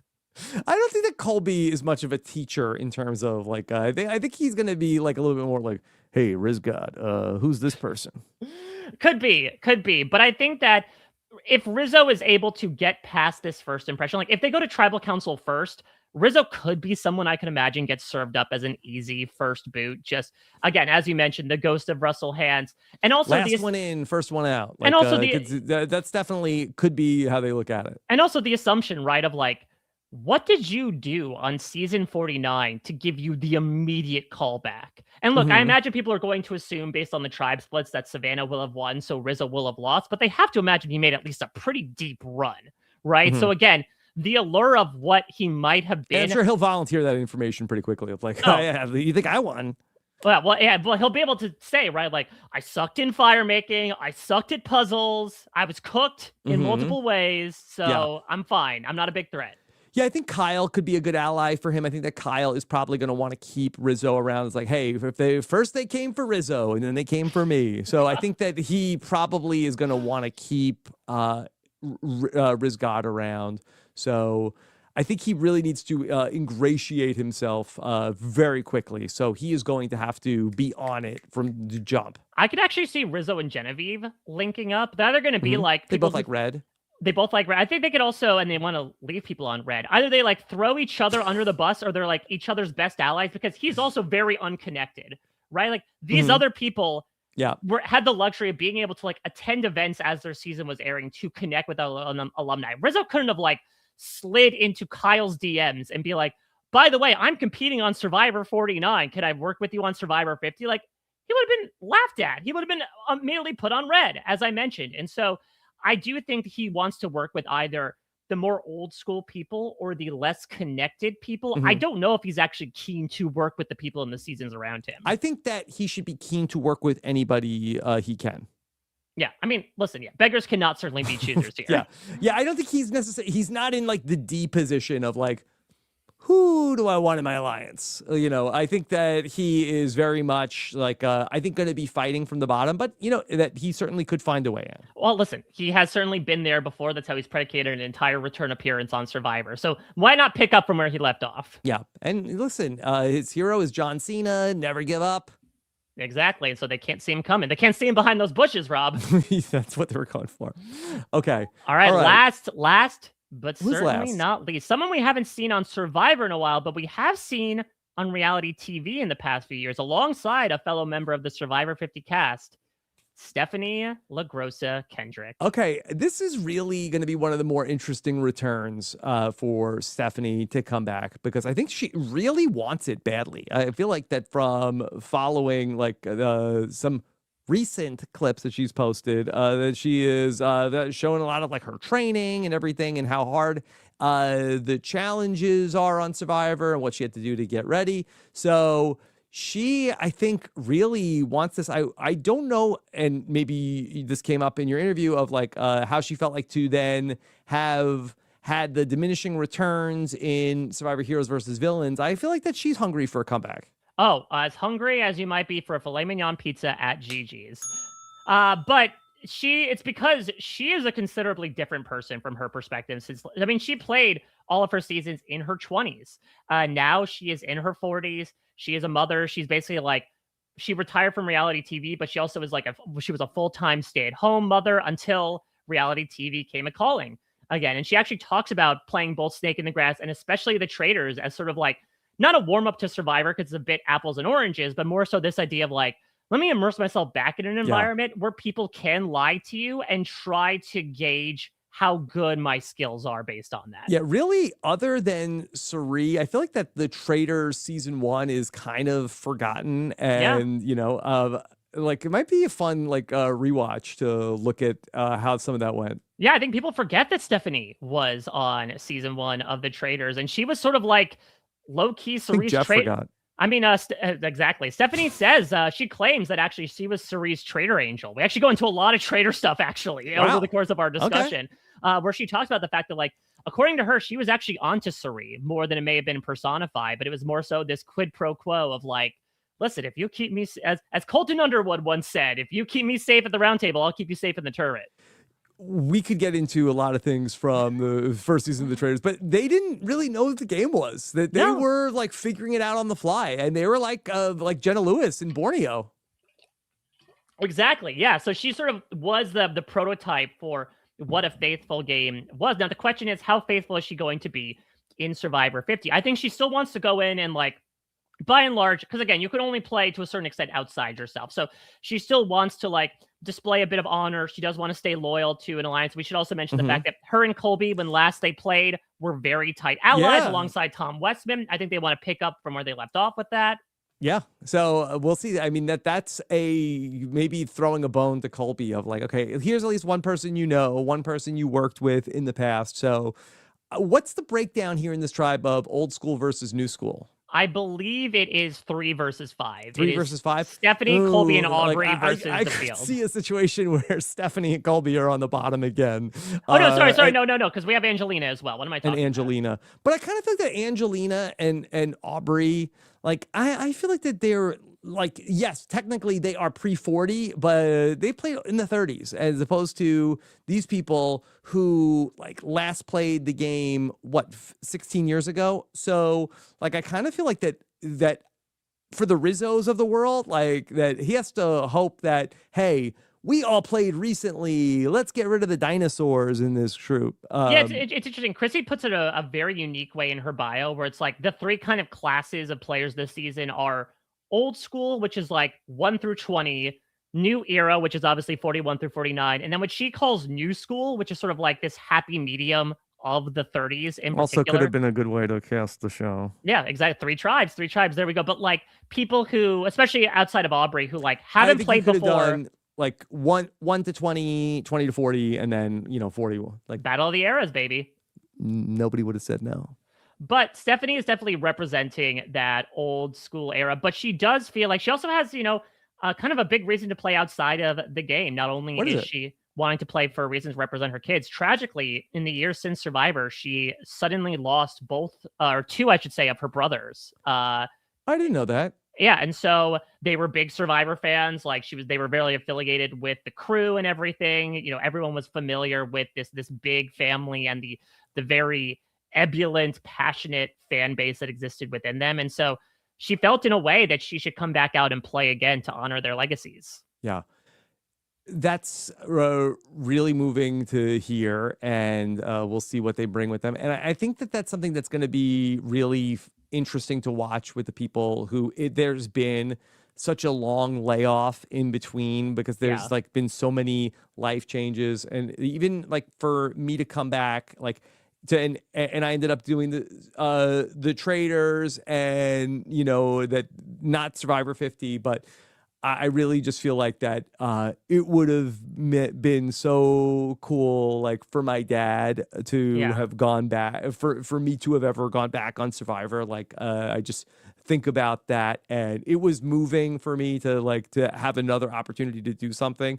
But I think that would he would have been like super sad. So I can imagine what that's like for people who've lost people who were such a big part of their initial experiences with the show.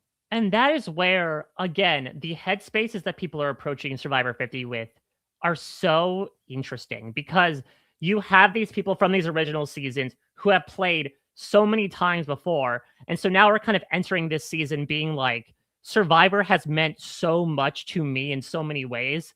Let me try to honor that, or, perhaps the people connected to that. Then you have, again, these new school players that are like, hey, I want my chance. It's been years. I've been dying to do this. Now I finally get a chance. And then you have these new era players that are like, hey, I'm fresh on the scene. I was able to make this impression. I made some mistakes, or in a few cases, I was able to, prevail through them to take home the win. How can I build off of that immediately upon my return? Yeah. All right.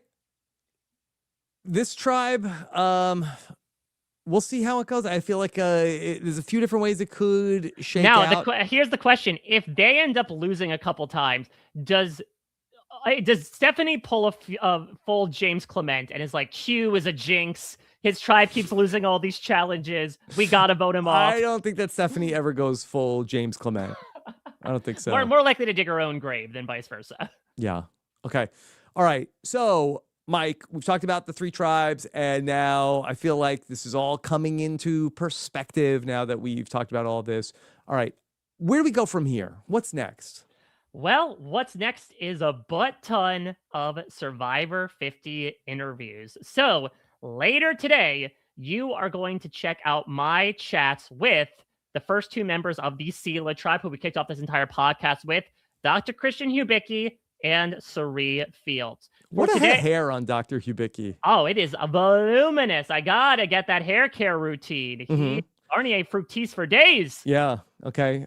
Fiji is being good to Dr. Christian. Certainly compared to the last cast photo. Yes, absolutely. The sun was out that day. So be sure to check that out. So just for today, the podcast version, they're going to be two separate podcasts because they are quite lengthy. There will always be two separate video interviews here on the YouTube channel. But then moving forward, starting tomorrow, when we get into Emily and Jenna, it will be two interviews in one podcast form. So we're going to talk through all of the members of the Cirie tribe over the next 4 days. And then, Rob, you and I will get together the day after that to talk through your thoughts on the previous 8 interviews and maybe how your comparisons of relationships match up to what what's you think about it new now. from the interviews. And then for anybody who's with us live here or listening very shortly after in the podcast feed, the Christian interview is premiering today at 4 p.m. Eastern on our YouTube channel. And then the Cirie interview is premiering at 8 p.m., the coveted Wednesday, 8 p.m. slot for Cirie.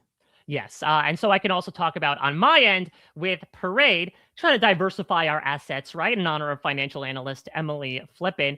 So I am putting out interviews. I'm doing 2 every weekday, but then I'm doing 1 on the weekend. So 1 on Saturday, 1 on Sunday. But I'm kicking those off as well. In fact, in 5 minutes, as the crow flies, you can check out my first interview with Jenna Lewis-Dougherty. I'm releasing my Parade interviews in chronological order by season, the way Brenda did the Survivor 50 files. So today, you'll get my interviews with Jenna and Colby. And then every weekday, I'll release interviews at 10 and 2 as I drive it through the preseason. And then on the weekends at 10 as well. So you'll get written versions from Parade. You'll get video and audio versions here as well. I am so flippin' excited, Emily flippin' excited for you all to check these out. These were like truly surreal, for lack of a better term. This was my Cirie first, Fields. this was my first returning season doing preseason interviews. And so to be able to connect with You friends, did get to interview Bruce a second time. I guess that's true, technically speaking. But to be able to connect with people who I become friendly with, both in the new era, and so many alternates too. So many alternates, exactly. And in the new school, to be able to talk for the first time to these old schoolers who I grew up watching the foundational days of my reality TV experience, like, it was second to none. I'll get into a lot more of it as we get through the preseason about what I got to witness over the course of my time on the set of Survivor 50. But this was a really, really fun group to talk to, and they absolutely brought it in these interviews. Again, I went through every single member of the cast with each of these people. So if you want a full breakdown as to what they think about all 23 people that are competing alongside them, you're going to want to check all these out. Okay. All right. Oh, speaking of things you want to check out, I have been busy. If you've been maybe checking out of the Survivor coverage for a little while, waiting for Survivor 50, I have written a book. It's called The Tribe and I Have Spoken. We're exploring the lore and legacy of Survivor over the 25-year history. Did you got your advanced journalist copy? Yes, this is for the equal time clause, right? I have to hype up both know-it-alls books on the same podcast. We'll talk about it. Well, listen, we'll give Steven his equal time on the network. But of course, this is a book exploring, of course, so many of the great stories and players of this game and all of the amazing memorable moments, and of course some strategy talk about how to play from my unique vantage point of being a super fan turned player turned podcaster. And you can pre-order at robhasabook.com. That's coming out on May 5th. So check that out as well. And we're going to be doing some fun pre-order stuff that we're going to be announcing for people who pre-order. More details to come on that. I am going to be in Los Angeles on March 11th, and we will be reuniting. And Sam, how close are we to the last, my last live show with Steven? Oh, yeah. So I believe it was 6 years. So the last live show that Steven and I did together was on February 12th, 2020. And we kicked off the premiere of Survivor Winners at War. And that was an epic night where Shane Powers had to yell at all of the Survivor alumni in the audience. And then was it also March 11th that we did the live show before the Brea show? Yeah. Yes. No. So we did a live show in North Hollywood, which was it was actually the night that Boston Rob got voted out on Survivor Winners at War. And the world said, that's enough. We're shutting down. And the world said, that's it. Luckily on the theater, the marquee stayed. Rob is a podcast for like 6 months, but flags fly forever. Yes, we will be having, the patrons have already been snatching up tickets for our live show in Los Angeles. And so the tickets are going to be Open now. Oh my God. Breaking news. Woo! Dun, dun, dun, dun, dun, dun. robbinswebsite.com/events for your live show tickets for Los Angeles in March 11th. And we have a few other dates that we are working on as well. And patrons are going to get the first access to those as well.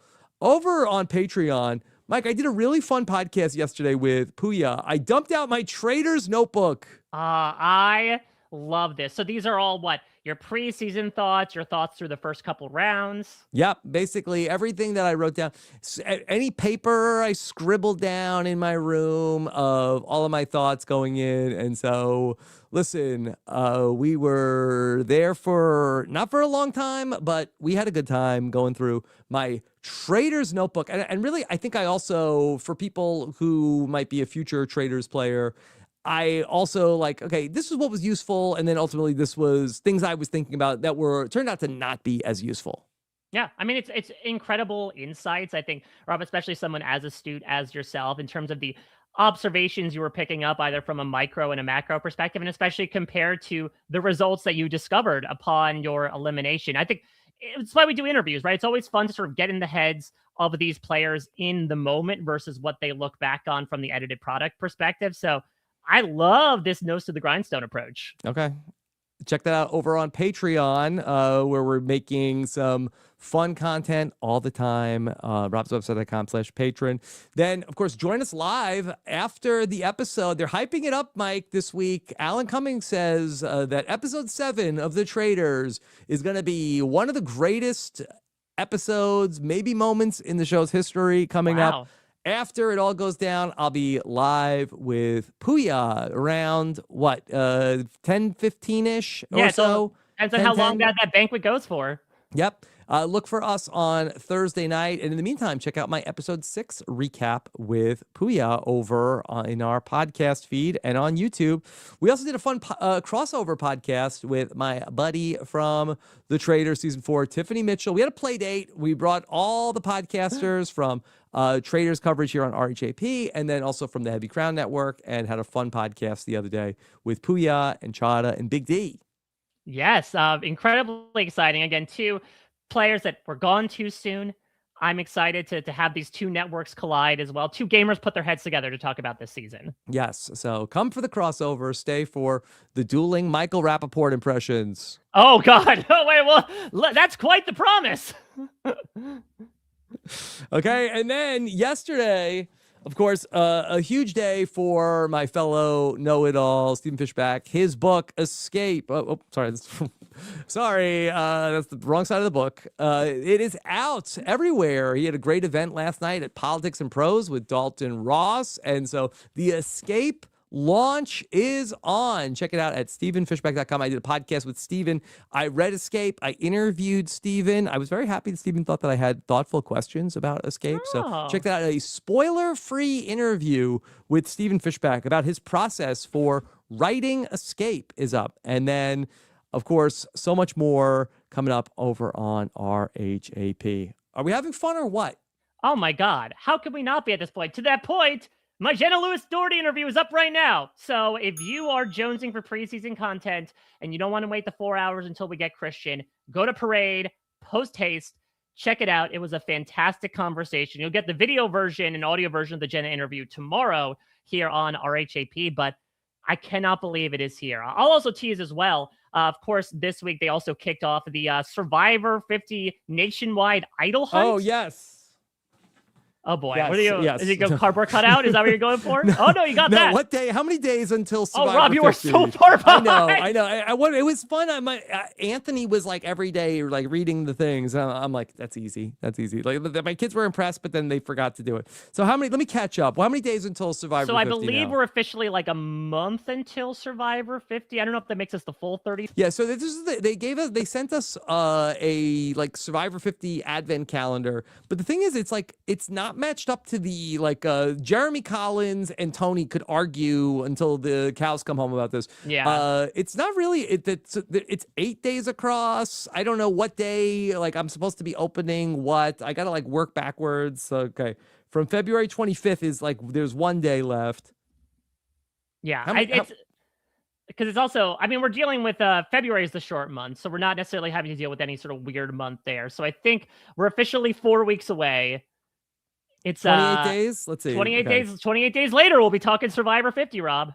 How many contestants quit the game? Oh, this is actually kind of hard. What is this? Well, this is tough. Do we count Dana from Survivor Philippines? Is she a quit or a medevac? The continual conversation. Now, is it going to be? And it's also it's very hard to open these things. Okay, so let's see. How you many have to have contestants nails quit the game? to do so, not Keith nails.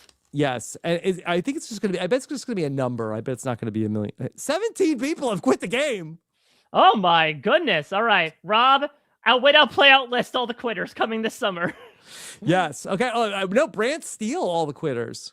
Oh boy. Well, I don't want. I mean, listen, we don't want a quitter in Survivor 50, but it would help for our Brant Steele if somebody could quit Survivor 50. Could it be something where it's almost like a reverse season where it's like you want to quit? You know, the earlier you leave, the better, and the person who's left standing at the end is the loser. There's probably somebody who was like a borderline quit. Like, I'd love to know. Like, we have to look up the 17 quitters because there's probably somebody who was like also like a quit. There's also like Matthew from season 44. Like, was it a quit? Was it a medevac? It's Schrodinger's territory. Mm-hmm. Okay. All right. That should be a multiple choice, I think. I don't know if they could fit multiple choice in that little square, Rob. Like. This calendar of has no chill. It's like the questions go from like who is the host of Survivor? Yep. Okay. To how many people have been married? Have quit the game. Really? Again, how many, 0 to how 60, many Emmy nominations has Survivor gotten? There's also how many Emmys have they won as well in a follow-up question. Yeah. Also, like, what is the prize for Survivor? Like. Don't remind people. Yeah. Okay. All right. So there you go. All right, Mike. Anything else you want to say? I should say. All that being said, I got to talk with the CMO of CBS, who was in charge of putting this entire activation together, to get into his head about how this all came to be. So if you're interested in that, and of course, hit the road, Jack and Jill. Find these idols. Find the idols. Get a picture with them because you can win a chance to go to the live finale. I posted a video yesterday of they were supposed to post a video about find the idol. Yeah, exactly. You have to you don't have to grab it. Don't worry. You could take a picture with it, send in a video, and then I believe you get entered into like a draw with your state to get picked to go to the reunion. Okay. All right. Thank you so much for joining us. We'd love to see your comments here on YouTube. So let us know how we did and what you're thinking. Take care, everybody. Have a good one. Bye. This is RHAP. We know reality TV.